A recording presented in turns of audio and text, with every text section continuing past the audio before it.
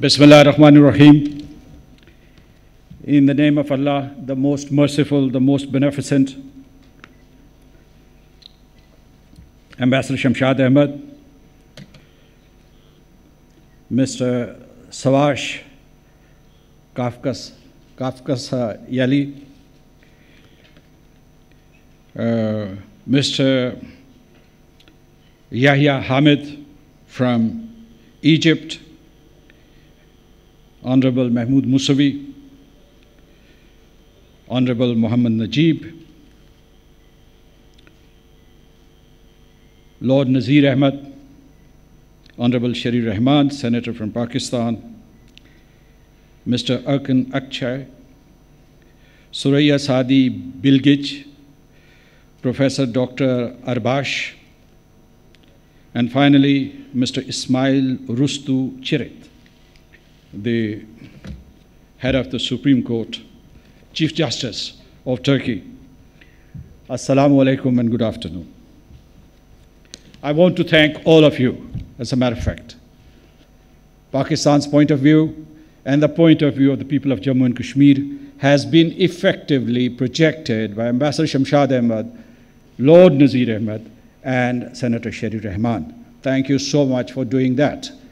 And I'm really impressed because the organizers of this conference have assembled a very impressive cast, this high-level representation, this international representation from all over the world, and this expertise that you have assembled.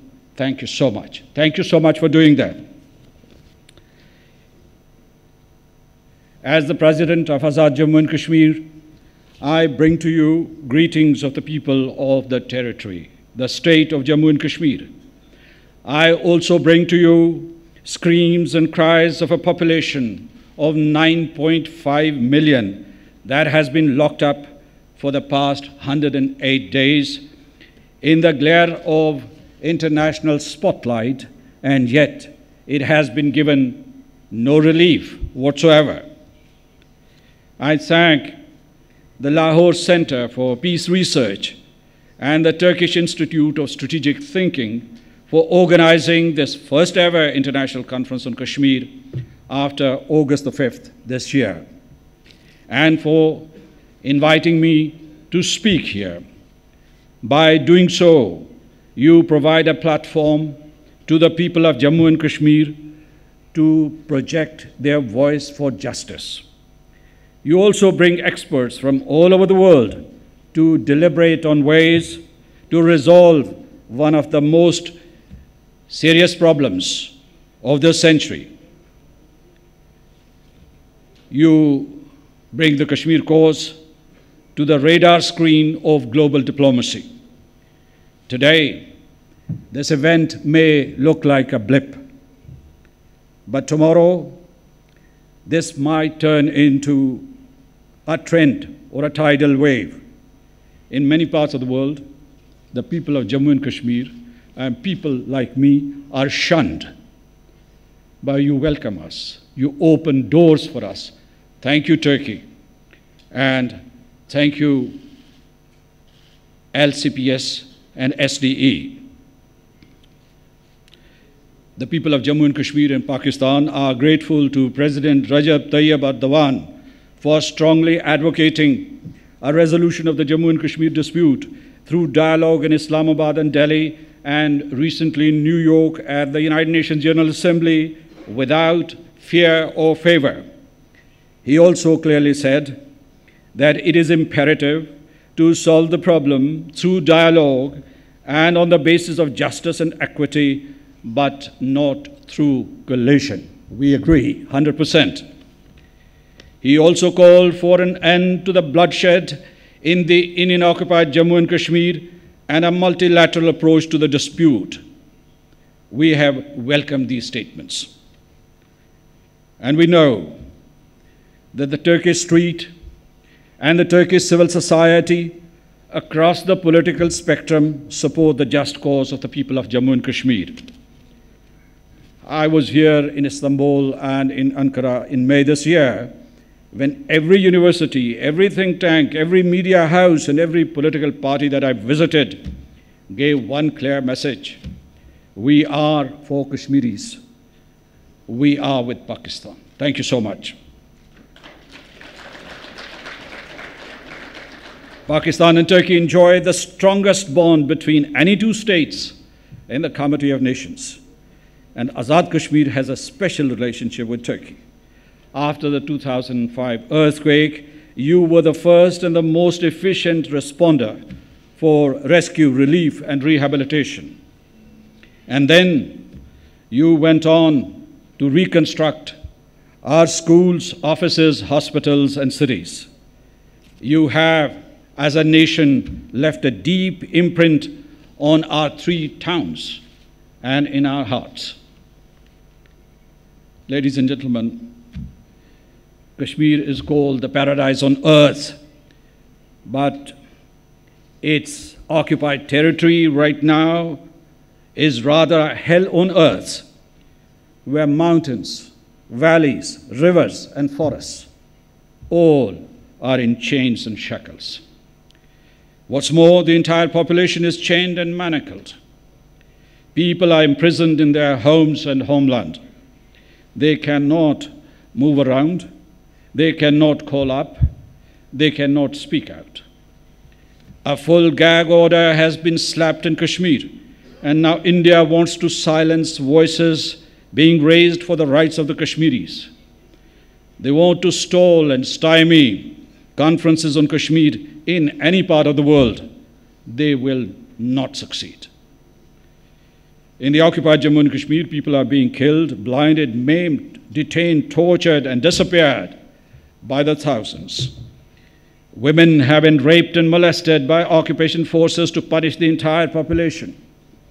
Some 13,000 young boys have been abducted and transferred to the most notorious prisons in northern India, where they are being tortured. Mothers do not know where the boys have disappeared. People are being picked up at random to spread fear and terror. The entire political leadership of the territory is behind bars. According to Genocide Watch, these are different stages of genocide. Today, every young boy in Kashmir is a terrorist, and every young girl is fair game for occupation forces who treat them as spoils of war and objectify women's bodies. This is not what I am saying. This is what the mainstream international media and human rights organizations have substantiated independently. This is what TRT, Anadolu Agency, and other Turkish media networks have corroborated and reported to the Turkish people and to the international community.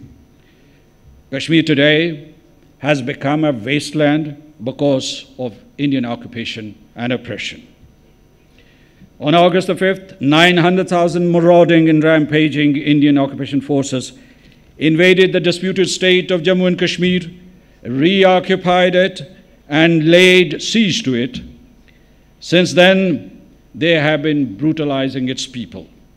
The occupation authorities have bifurcated Kashmiri's land in violation of the United Nations Charter, UN Security Council resolutions, and the Geneva Conventions.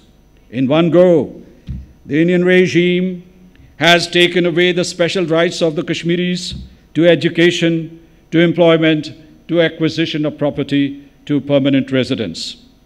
Hindus from all over India would be settled in Jammu and Kashmir to replicate the example and model of the settlements in the West Bank and the Gaza Strip and change the demographic composition of the state for all times to come.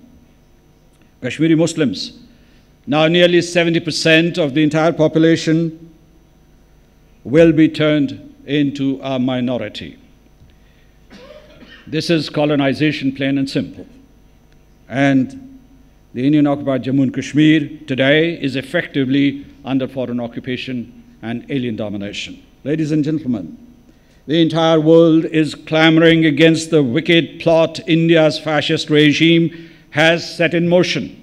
International media outlets and national parliaments have called out the Bharatiya Janata Party and the Rashtriya Swayamsevak Sangh for perpetrating crimes against humanity in the IOJK. They have spoken out for the civil liberties, fundamental freedoms, and the right to self-determination of the people of Jammu and Kashmir. We are also grateful to the political forces, civil society organizations, and ordinary citizens of India who have decried and denounced the Indian regime for and over its blatant and unlawful steps in Kashmir, even at the risk of their own demonization by extremists in India. The British, French, and European parliaments have held debates in Kashmir, and the United States Congress has convened 2 hearings on the human rights crisis in Kashmir, the latest by the bipartisan Tom Lantos Commission on Human Rights. The United Nations High Commissioner for Human Rights and the British All-Party Parliamentary Kashmir Group have called for a ban on the use of the pellet guns, as well as repeal of the Armed Forces Special Powers Act and the Public Safety Act. They all demanded an end to the security lockdown and information blackout. We, the people of Jammu and Kashmir, reject the Indian decisions announced on October the 31st to divide the state of Jammu and Kashmir, redraw its boundaries, and issue fake maps. This is a direct infringement of the rights of the Kashmiri people and a violation of international law. India has threatened to impose a war on Azad Kashmir, the state I represent in Pakistan, and has signaled that it would not hesitate to use nuclear weapons in such a war. Its ruling elite whips up war psychosis and incites hatred against Kashmiris, Pakistan, and Muslims in general. The clouds of war are becoming darker and thicker in the region. The occupation soldiers frequently target, kill, and disable civilians in Azad Kashmir. The civilians of Azad Kashmir living along the line of control and destroy houses and infrastructure. They have used cluster munitions that have taken lives of children.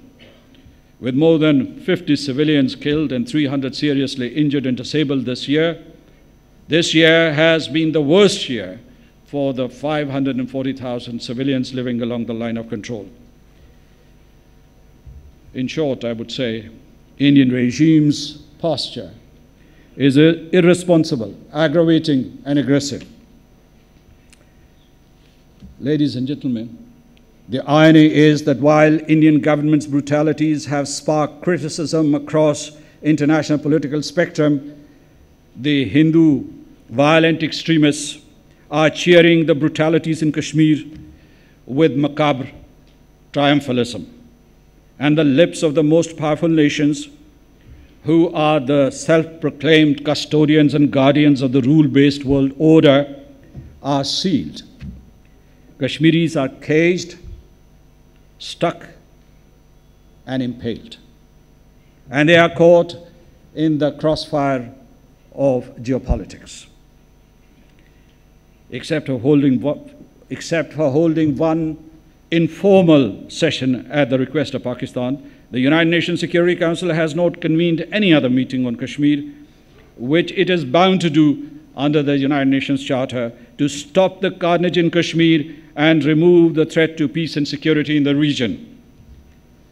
I ask, and I think there would be deliberations here later, I ask, what is the use of the corpus of international law that we invoke so fondly and frequently if it cannot save Kashmiris who are being killed in front of our eyes? Will the world continue to reward India while it is on a killing spree? Will India get away with murder because of the new normal of exceptionalism and exemptionalism for the big tyrannical countries with whom the strategic and economic ties of the arbiters of peace and war are tied? Will our fluid world order founded on realpolitik, while it abandons the cardinal purposes and principles of the United Nations Charter wantonly. Ladies and gentlemen, is this pandering to India today in the face of what's happening in Kashmir not reminiscent of the culture of appeasement in the last century that led to the rise of Nazism, fascism, a devastating world war, and a Holocaust? And while India is allowed to upend the world order, are we bracing for the Kashmiri Holocaust and would atone for it later when the evil deed would have been done? Are Kashmiris' lives expendable? Are they not citizens of this planet? Are Kashmiris the orphans of the global family? Do they not have the right to defend themselves?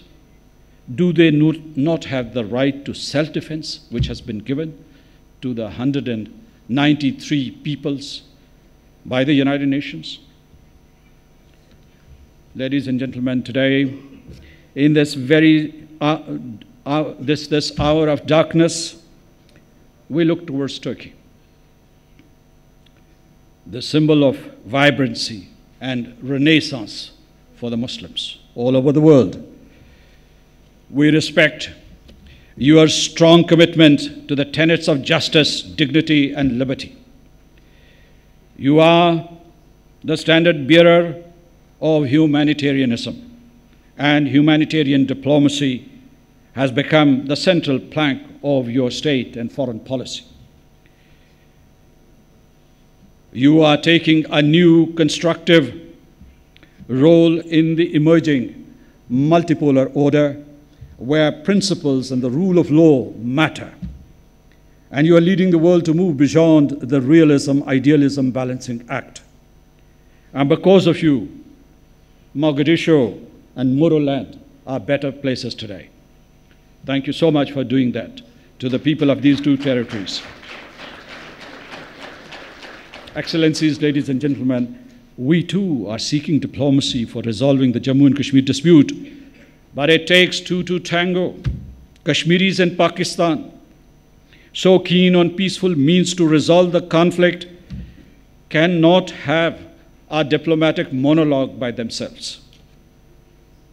The bilateral regime right now is broken. The UN Security Council resolutions have not been implemented. The United Nations Security Council is inactive altogether. There is no diplomatic playing field for Kashmiris and Pakistan today, and that is a reality. We know that we need to set up peace tables to gather all the parties for a dialogue. I would say that the best venue is the Security Council's horseshoe. But if it stays silent, that would be dereliction of duty. No softer words can be used for this crime. In the meantime, we will welcome your humanitarian diplomacy in one form or the other. We have faith and trust in you. Turkey can be a channel of communication, a facilitator, a conciliator, a negotiator, or a mediator. Why not? Why not Turkey? We appeal to the countries that have clout with India to persuade it to stop repression in the Indian-occupied Jammu and Kashmir. And we appeal to the global citizens to mount pressure on the international forums to make a transition from awareness raising to action to decisions on Kashmir. Turkey can be a powerful catalyst for these processes. My key messages to the participants of this conference are: save Kashmiris from genocide and collective annihilation. That is an absolute priority. Build pressure on India to reverse the illegal steps it took on August the 5th and October the 31st to annex and colonize the state of Jammu and Kashmir. Work with the Human Rights Council to constitute a commission of inquiry to investigate the horrendous human rights violations in the IOJK, prepare ground for the establishment of a humanitarian corridor for the occupied Jammu and Kashmir, and urge the United Nations Security Council to meet and intervene in Kashmir to save people from carnage and to stem our drift towards war in the region that could spiral to the nuclear level with dire consequences, instant deaths of hundreds of millions of people, slow, painful deaths by radiation and fallout, global recession, crop failures, and refugee movements. Let's save the world from a nuclear winter, a nuclear apocalypse, and help us repulse the rising tide of Hindutva, the most pernicious form of violent extremism in our times that threatens not only Muslims in Kashmir, Pakistan, and South Asia, but Muslims and human beings all over the world. Finally, despite Indian extremists' jingoism and irredentism, let's persevere in our quest for a political and diplomatic solution of the Jammu and Kashmir dispute. Ladies and gentlemen, let me tell you that Kashmiris have been striving for their freedom for the past 200 years. They have vowed that they would break the chains of subjugation, exercise their right to self-determination, despite India's recent aggression against them. No power on earth will and can stop them from achieving that goal. Make no mistake, we will fight back. We are fighting back. This is the law of nature. You can't defy it. And the people of Pakistan are determined to defend every inch of their homeland by all means against any threat. Any miscalculation by India will be costly for it and for the world. Cruelty against Kashmiris is cruelty against all mankind, and injustice against Kashmiris is injustice against humanity. Don't leave us alone in this dark hour. We are confident that you, the people of Turkey, won't leave us alone. As the dark forces have stormed Kashmir, let Turkey, Pakistan, and the people of Kashmir, as well as the international community, work together to appeal to the better angels to staunch and stave off the catastrophe in Kashmir.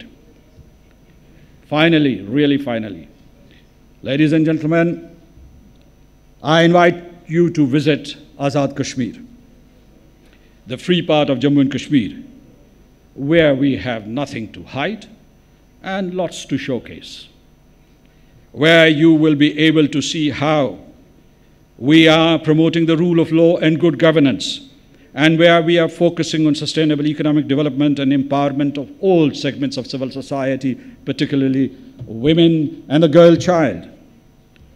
And I promise you, when you return from Azad Kashmir, you would say, this too is paradise on earth. Thank you so much, ladies and gentlemen.